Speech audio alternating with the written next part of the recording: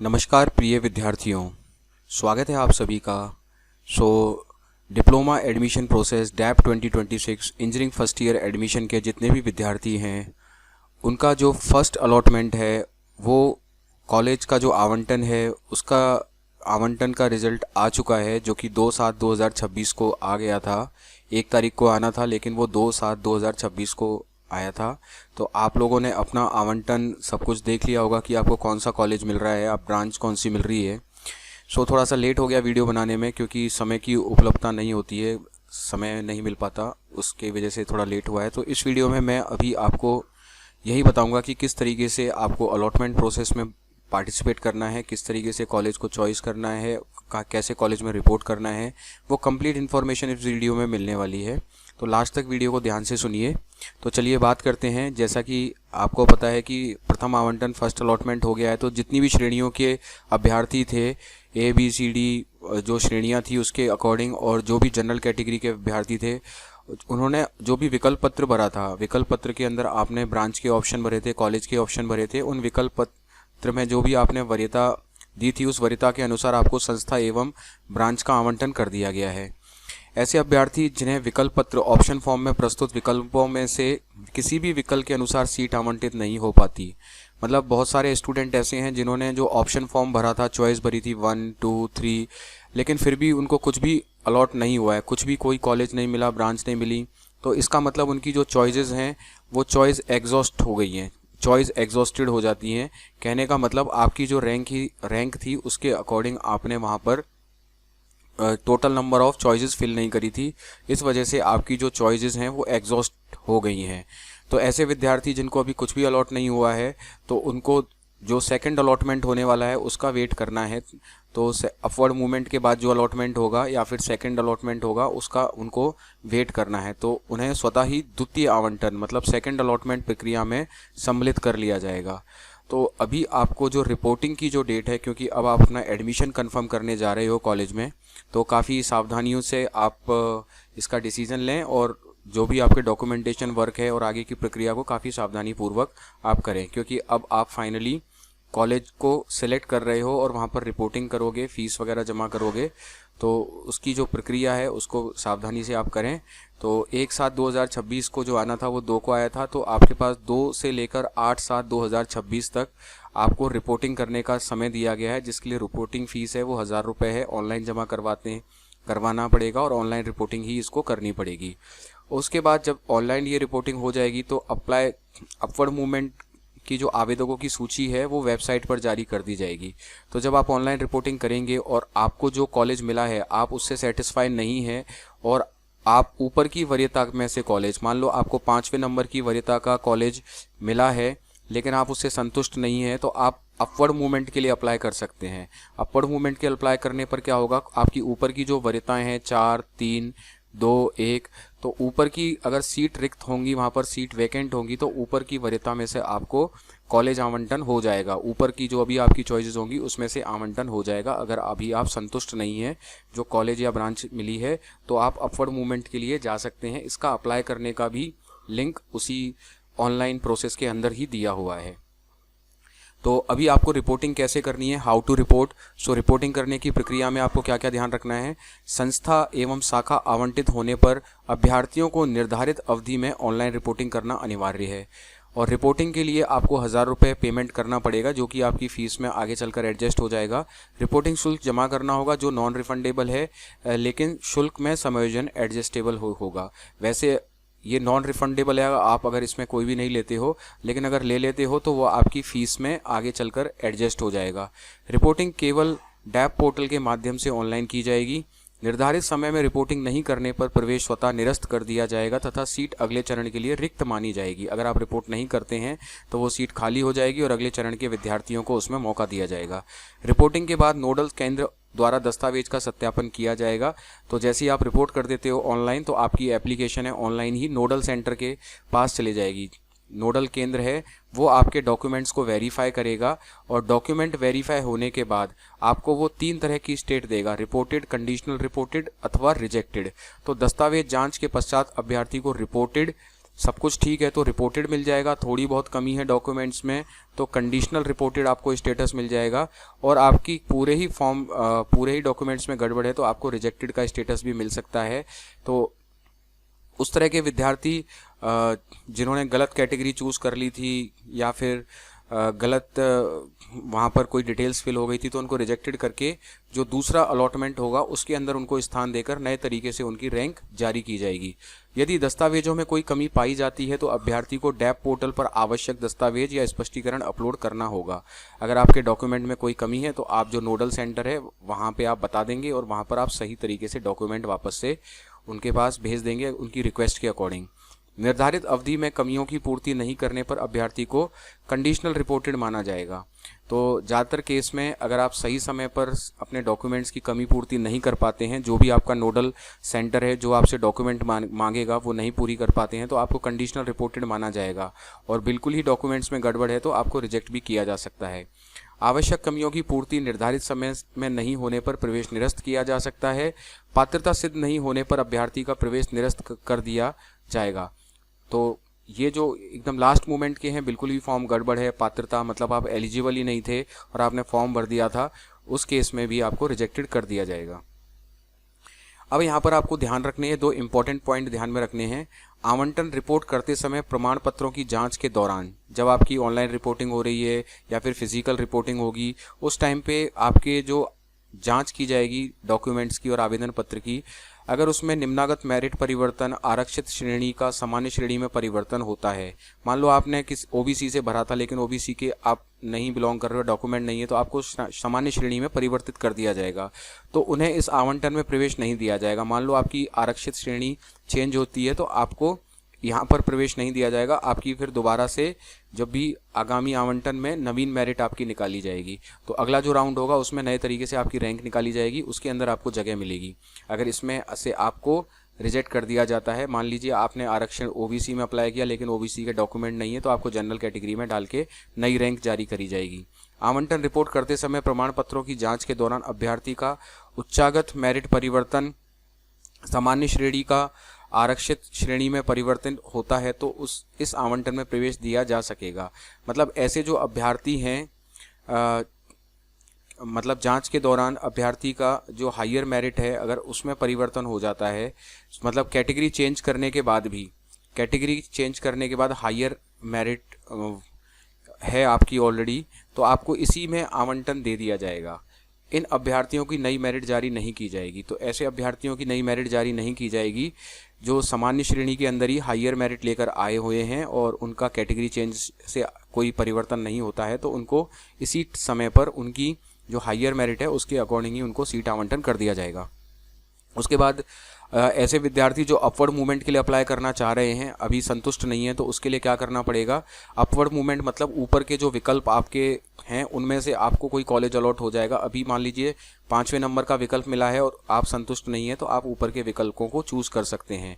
जिन अभ्यर्थियों को प्रथम आवंटन संस्थान एवं शाखा आवंटित हो चुकी है तथा वे अपने विकल्प पत्र में दिए गए उच्चतर विकल्पों में प्रवेश प्राप्त करना चाहते हैं तो वह अपवर्ड मूवमेंट हेतु आवेदन कर सकते हैं। केवल वो विद्यार्थी जिनकी रिपोर्टिंग स्थिति रिपोर्टेड या फिर कंफर्म रिपोर्टेड, कंडीशनल रिपोर्टेड है, तो इसके लिए भी आपको 1000 रुपये पे करने पड़ेंगे और 1000 रुपये पे करने के बाद आपको स्टेटस मिलेगा रिपोर्टेड, कंफर्म रिपोर्टेड। समय अवधि के दौरान उन्हीं को अपवर्ड मूवमेंट करने के लिए अलाउ किया गया है। अपवर्ड मूवमेंट हेतु आवेदन करने वाले अभ्यर्थियों को उनके द्वारा दिए गए उच्चतर विकल्पों के आधार पर पुनः विचारार्थ द्वितीय आवंटन प्रक्रिया में सम्मिलित किया जाएगा। यदि अभ्यर्थी को अपवर्ड मूवमेंट के अंतर्गत नया संस्थान अथवा शाखा आवंटित होती है तो पूर्व में किया गया आवंटन स्वतः निरस्त माना जाएगा। अपवर्ड मूवमेंट के पश्चात अभ्यर्थी को नवीन आवंटन के अनुसार निर्धारित प्रक्रिया पूर्ण करनी होगी।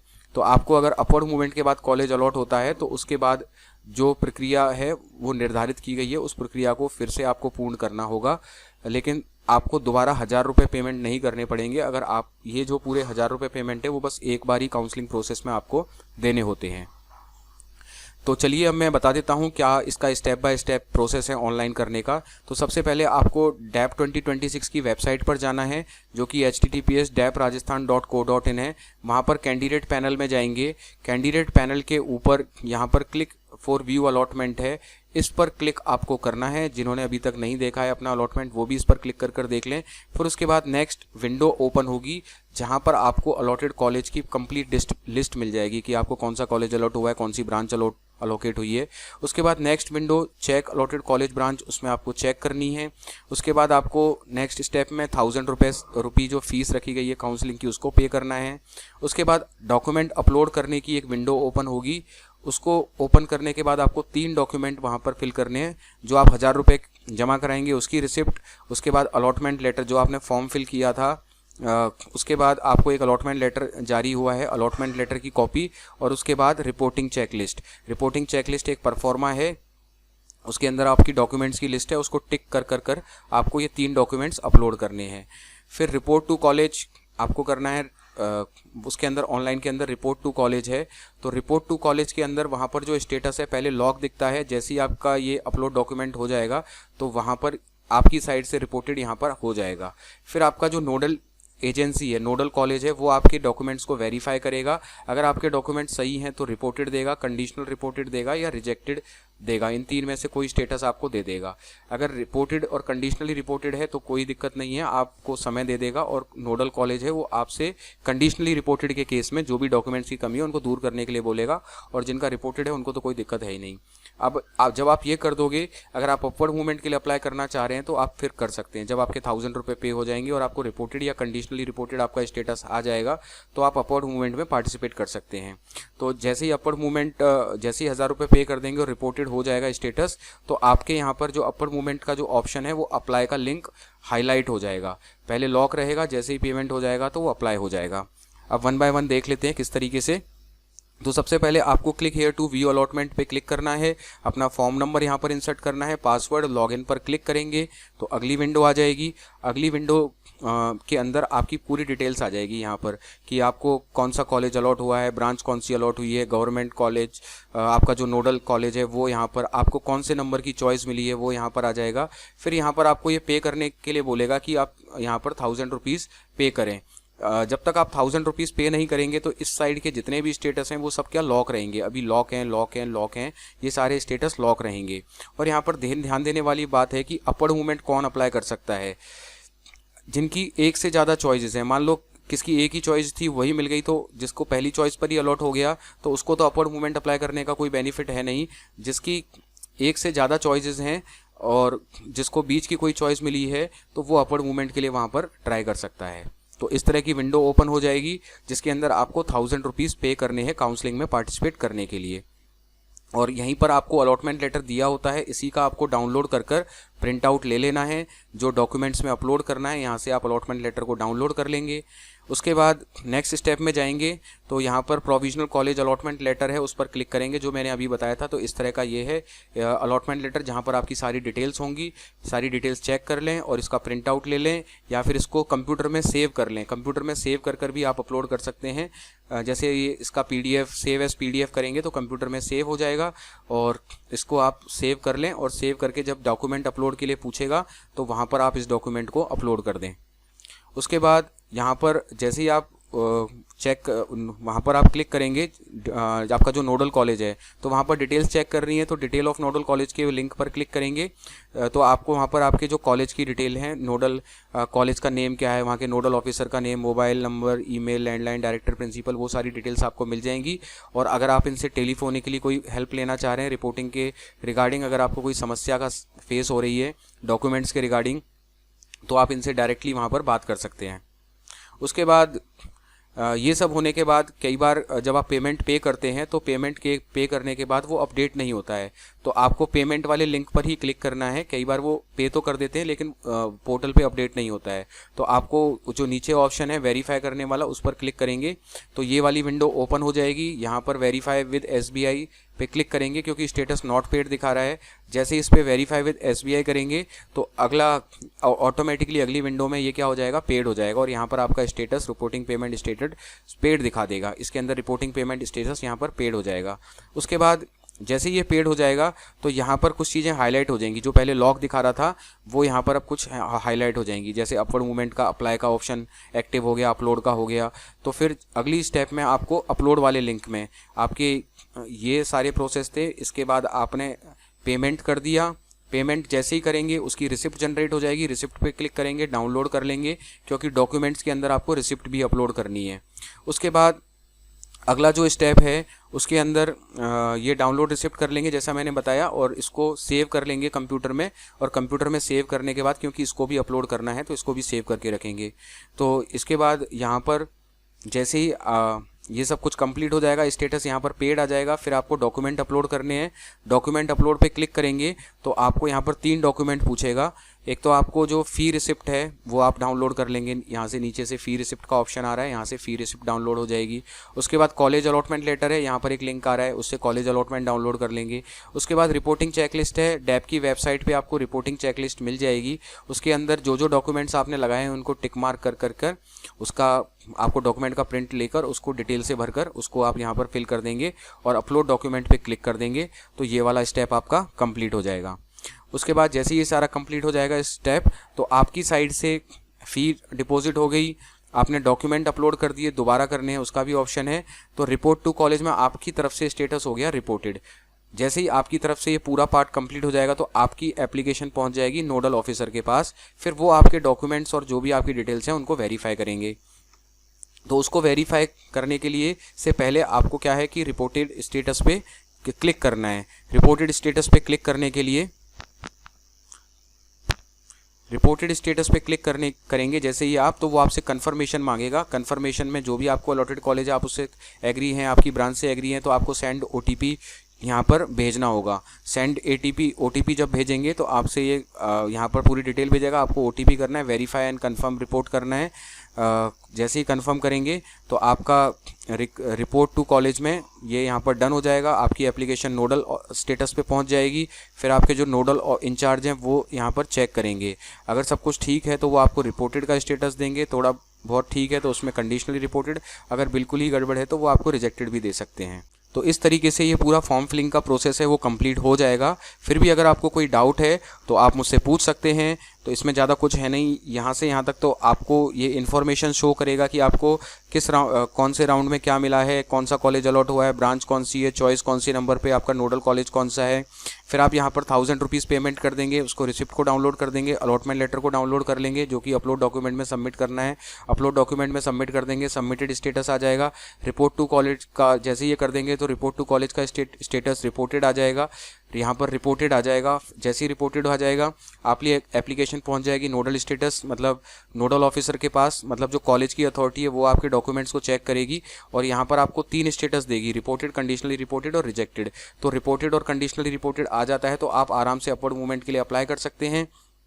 और रिपोर्टेड जिनका है उनको तो डॉक्यूमेंट्स एकदम परफेक्ट हैं, जिनका कंडीशनली रिपोर्टेड है उनके डॉक्यूमेंट्स में छोटी मोटी कमी होगी, उसको आप अपने नोडल कॉलेज से बात कर समय पर दूर कर अपना एडमिशन कंफर्म करा लें। सो आई थिंक आपको सारी जानकारी इस वीडियो में उपलब्ध हो गई होगी। फिर भी आपको कोई डाउट है तो कमेंट करके ज़रूर पूछें। मिलते हैं नेक्स्ट वीडियो में। Till then thank you, bye bye.